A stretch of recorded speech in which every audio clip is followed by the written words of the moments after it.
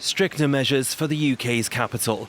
As Christmas approaches, London and some of its surrounding counties will join other parts of the country in Tier 3, the highest level in the government's COVID response system. Under the new measures, bars and restaurants can only offer takeaway services and people cannot socialise indoors with anyone not in their household. Hospitality venues must also close.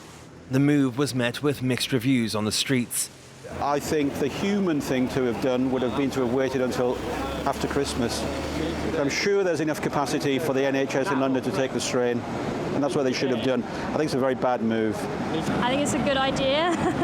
It seems really crowded, and I think it's a bit crazy for it not to be Tier 3 at the moment, so I think it's a good thing. Health Secretary Matt Hancock said infection rates were doubling every 7 days in some places, and he had a culprit. We have identified a new variant of coronavirus, which may be associated with the faster spread in the southeast of England. Initial analysis suggests that this variant is growing faster than the existing variants. I must stress at this point that there is currently nothing to suggest that this variant is more likely to cause serious disease, and the latest clinical advice is that it's highly unlikely that this mutation would fail to respond to a vaccine. Viruses mutate constantly as they spread from person to person, and scientists say most mutations have little impact on how people are affected.